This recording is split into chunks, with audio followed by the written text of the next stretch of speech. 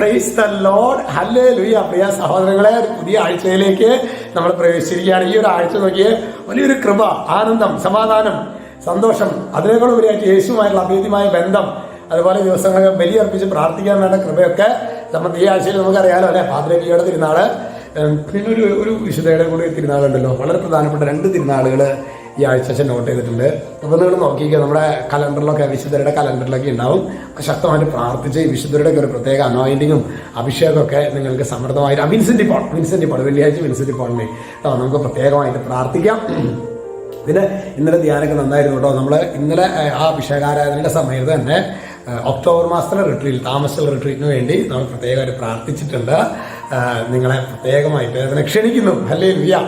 ഇന്ന് നമ്മൾ ധ്യാനിക്കുന്നത് ദിനവൃത്താന്തത്തിന്റെ 2-ാം പുസ്തകം 15:2. നമ്മുടെ വചനം വെളിപ്പെടുന്നത് എങ്ങനെയാണ് സഹോദരങ്ങളെ? നിങ്ങൾ കർത്താവിനോട് ചേർന്നിരിക്കുന്നിടത്തോളം കാലം അവിടുന്ന് നിങ്ങളുടെ കൂടെ ഉണ്ടായിരിക്കും. കർത്താവിനോട് ചേർന്നിരിക്കുന്നിടത്തോളം കാലം നിങ്ങളുടെ കൂടെ ഉണ്ടായിരിക്കും. നിങ്ങൾ അവിടുത്തെ അന്വേഷിച്ചാൽ കണ്ടെത്തും. അപ്പൊ നമുക്കൊരു ഇതെന്താ, കർത്താവിനോട് ചേർന്നിരിക്കുന്നിടത്തോളം കാലം അവിടുന്ന് നിങ്ങളോട് കൂടെ ഉണ്ടായിരിക്കും.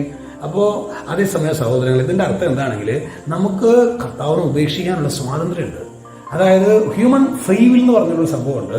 നമ്മുടെ സ്വതന്ത്രമായ തീരുമാനം ഉപയോഗിച്ച് നമുക്ക് വേണമെങ്കിൽ എനിക്ക് ഈശോയുടെ സന്തോഷം വേണ്ട, എനിക്ക് ലോകത്തിന്റെ സുഖം മതി, എനിക്ക് സോഷ്യൽ മീഡിയയുടെ സുഖം മതി, എനിക്ക് പണത്തിന്റെ സുഖം മതി, എനിക്ക് മദ്യത്തിന്റെ സുഖം മതി എന്ന് പറഞ്ഞാൽ യേശു, പ്രിയ സഹോദരങ്ങളെ, അതായത് യേശു നമ്മളെ കഴുത്ത് പിടിച്ച് നീക്കിയിട്ട് ഇത് ചെയ്യടാന്ന് പറഞ്ഞിട്ട് ഈശോ നമ്മുടെ സ്വാതന്ത്ര്യത്തെ മാനിക്കും.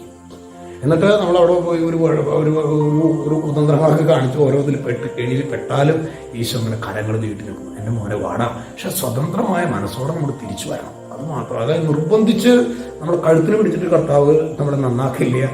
നമ്മളെ ശരിക്കും നമ്മൾ വഴി തെറ്റി പോവാണെങ്കിൽ നമ്മുടെ പുറകിൽ വാടാ. അതാണ് അതിൻ്റെ അർത്ഥം.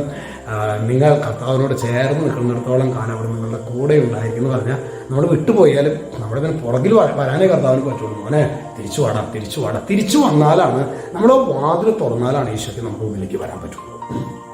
പ്രിയ സഹോദരങ്ങളെ, ഒരു വേളയിൽ ഒരുപക്ഷെ നമ്മുടെ ജീവിതത്തിലെ ഈശോയൊക്കെ ഉപേക്ഷിച്ച നാളുകളൊക്കെ ഉണ്ടാകാം. നമ്മുടെയൊക്കെ ജീവിതത്തിലുണ്ടല്ലോ അല്ലെ.